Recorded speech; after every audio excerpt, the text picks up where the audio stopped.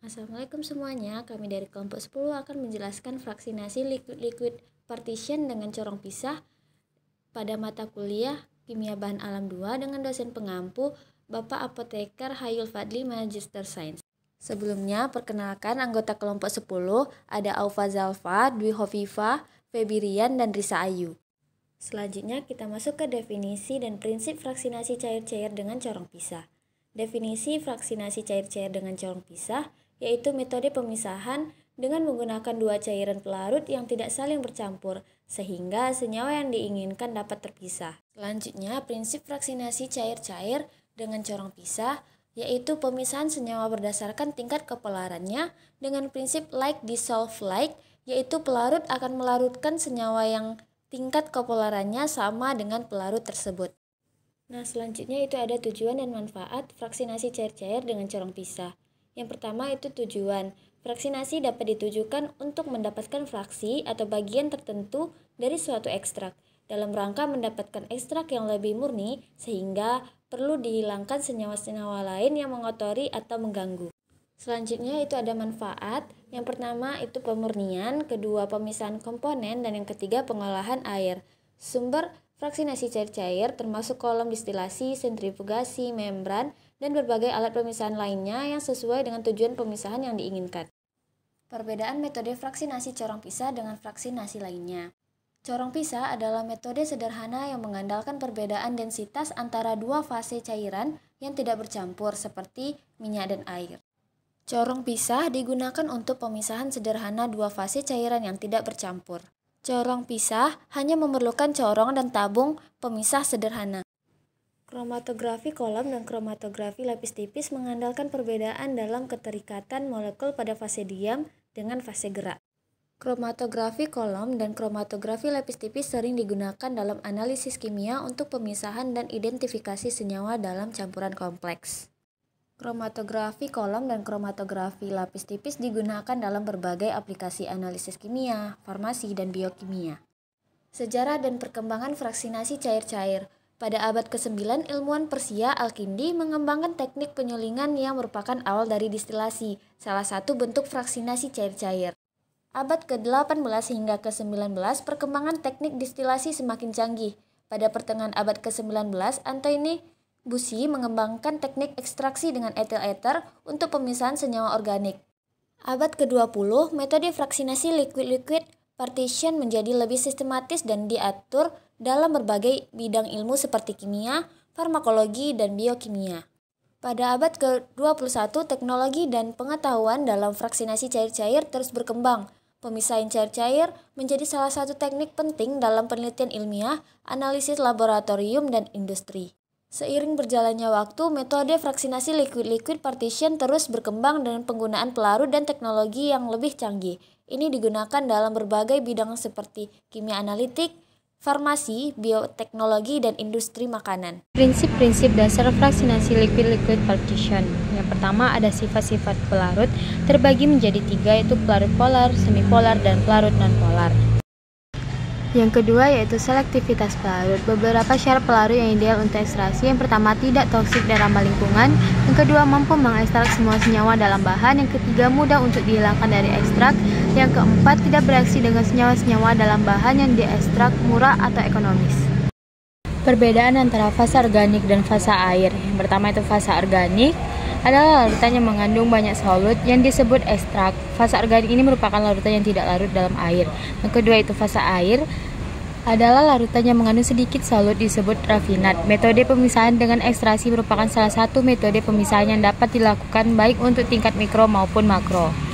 Pengaruh pH dalam fraksinasi. Berikut adalah beberapa contoh pengaruh pH dalam fraksinasi cair-cair, yaitu ada ekstraksi cair-cair, ekstraksi ionik cair, kromatografi ion, dan pemisahan elektromembran. Faktor temperatur dalam fraksinasi. Temperatur atau suhu akan berpengaruh terhadap kelarutan zat terlarut yang akan diekstrakkan oleh pelarut. Jika suhu dinaikkan, kelarutan akan bertambah dan juga akan memperbesar difusi. Akibatnya kecepatan ekstraksi akan bertambah atau ekstraksi akan dipercepat selesainya. Akan tetapi, harus tetap berhati-hati dalam mengontrol suhu ekstraksi karena suhu yang terlalu tinggi akan dapat merusak sampel atau terlarut. Selanjutnya, peralatan dan bahan yang digunakan. Yang pertama itu ada corong pisah. Corong pisah adalah peralatan laboratorium yang digunakan dalam ekstraksi cair-cair untuk memisahkan komponen-komponen dalam suatu campuran antara dua fase pelarut dengan densitas yang berbeda yang tak tercampur. Campuran dua jenis cairan yang tidak saling melarutkan dapat dipisahkan dengan corong pisah. Umumnya, salah satu fase berupa larutan air dan yang lain berupa pelarut organik lipofilik seperti eter, MTBE, diklorometana, kloroform, ataupun etil asetat. Yang kedua ada pelarut. Jenis pelarut yang digunakan tergantung pada tujuan fraksinasi dan sifat-sifat komponen dalam sampel. Beberapa contoh pelarut yang umum digunakan dalam fraksinasi cair-cair yaitu air, pelarut organik, kloroform, pelarut polar, pelarut nonpolar, dan kromatografi. Yang ketiga ada alat pengocok. Fraksinasi bisa dilakukan dengan banyak metode, salah satunya dengan bantuan alat high shear mixer. Alat ini biasanya digunakan untuk mengefektifkan proses pencampuran dan homogenisasi dengan bantuan pengadukan menggunakan rotor berkecepatan tinggi. Dalam proses fraksinasi cair-cair, lapisan fase atas dan fase bawah diaduk dan dicampur dengan kuat sehingga interaksi antara dua fase menjadi lebih intensif yang mampu meningkatkan proses transfer massa. Selanjutnya proses fraksinasi liquid partition. Pertama persiapan sampel yaitu ekstraksi awal, penambahan pelarut, pengocokan dan pemindahan, pengambilan lapisan yang diinginkan, dan yang terakhir evaporasi pelarut dan pemurnian hasil. Selanjutnya pemurnian hasil fraksinasi cair-cair. Pertama kristalisasi. Jika senyawa target adalah padatan, Anda dapat menggunakan teknik kristalisasi untuk memurnikannya lebih lanjut. Selanjutnya kromatografi dan spektroskopi. Selanjutnya analisis kualitatif dan analisis kuantitatif. Analisis kualitatif yang pertama itu pemisahan senyawa. Dalam analisis kualitatif, fraksinasi cair-cair digunakan untuk memisahkan senyawa-senyawa dalam sampel berdasarkan perbedaan kelarutan dalam fase cair yang sesuai. Yang kedua, identifikasi. Setelah pemisahan, senyawa yang dipisahkan dapat diidentifikasi menggunakan metode analitik lain seperti spektroskopi massa, spektroskopi nuklir, magnetik, atau kromatografi gas massa. Yang terakhir adalah pengguna fase stationer. Identifikasi senyawa biasanya didasarkan pada elusi atau waktu retensi relatif mereka dalam kolom fraksinasi cair-cair dan pembandingan dengan standar terkenal. Selanjutnya yaitu variasi dalam metode fraksinasi. Yang pertama yaitu ekstraksi cair-cair pada berbagai skala, di mana pada ekstraksi cair-cair adalah teknik pemisahan yang dapat diaplikasikan pada berbagai skala, mulai dari skala laboratorium hingga skala industri. Nah, yang pertama yaitu skala laboratorium, di mana ekstraksi cair-cair pada skala laboratorium sering digunakan dalam penelitian dan pengembangan untuk memahami perilaku senyawa dalam berbagai sistem cairan. Nah, yang kedua yaitu skala pilot, di mana ekstraksi cair-cair pada skala pilot ini digunakan untuk menguji dan memvalidasi proses pemisahan sebelum diimplementasikan pada skala produksi penuh. Nah, yang selanjutnya yang ketiga, skala produksi. Dalam industri kimia dan farmasi, ekstraksi cair-cair ini digunakan pada skala produksi besar untuk memisahkan dan mengisolasi senyawa dalam jumlah besar. Yang keempat, ekstraksi pada skala lingkungan. Nah, pada skala lingkungan ini, ekstraksi cair-cair digunakan dalam remediasi tanah tercemar dan pemurnian dari air limbah. Nah, yang kelima, skala mini mikro dan mikrofluida. Pada skala mini mikro dan mikrofluida ini, ekstraksi cair-cair digunakan untuk aplikasi diagnostik dan penelitian berbasis chip mikro.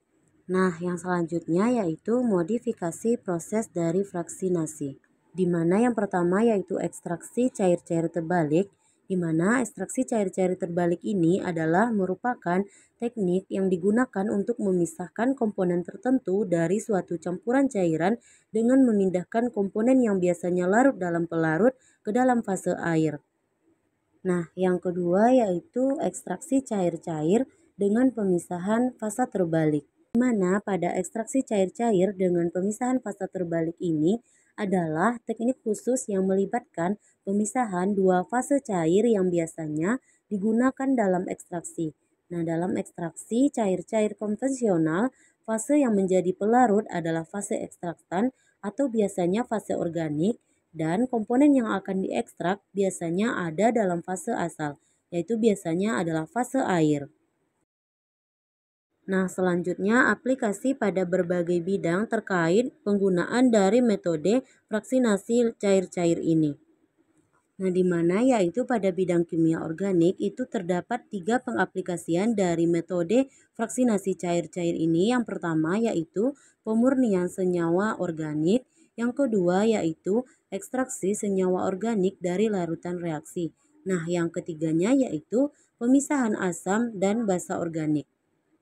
Nah, selanjutnya dalam bidang kimia farmasi, di mana pengaplikasian dari metode fraksinasi cair ini ada 4 pengaplikasiannya. Yang pertama yaitu pemurnian obat-obatan, yang kedua ekstraksi bahan aktif dari tumbuhan obat, yang ketiga ekstraksi dan pemisahan senyawa-senyawa aktif dalam sediaan farmasi.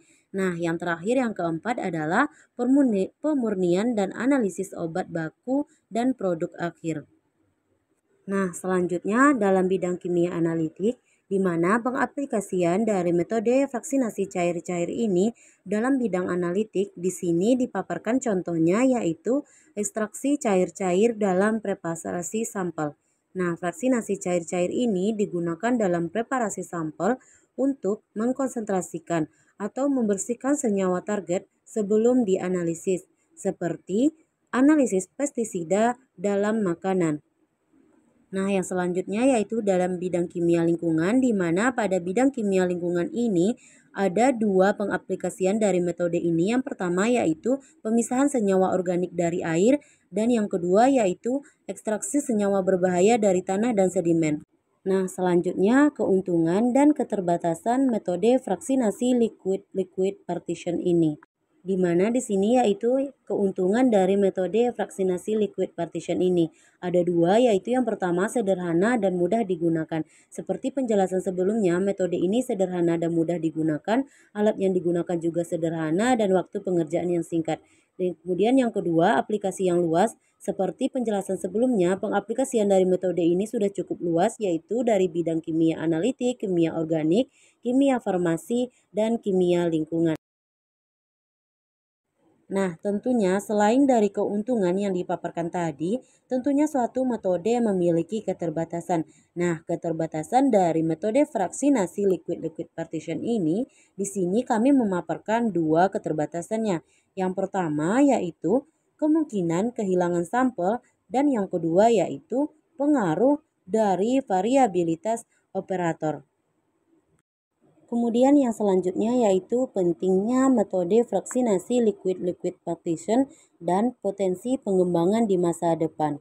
Nah, selanjutnya pentingnya metode fraksinasi liquid partition ini, di mana metode fraksinasi liquid partition ini sangat penting penggunaannya. Yang pertama yaitu dalam pemurnian, yang kedua pemisahan senyawa, yang ketiga analisis, dan yang keempat adalah ekstraksi. Selanjutnya yaitu potensi pengembangan di masa depan, di mana potensi pengembangan di masa depan terkait metode fraksinasi cair ini yaitu yang pertama inovasi pelarut, yang kedua automatisasi, yang ketiga aplikasi dalam industri, yang keempat bioproses, yang kelima nanoteknologi, dan yang keenam pemisahan senyawa kompleks, serta yang ketujuh adalah pemisahan logam berat. Nah, itu tadi penyampaian terkait metode fraksinasi liquid partition dari kami. Semoga bermanfaat dan terima kasih. Wassalamualaikum warahmatullahi wabarakatuh.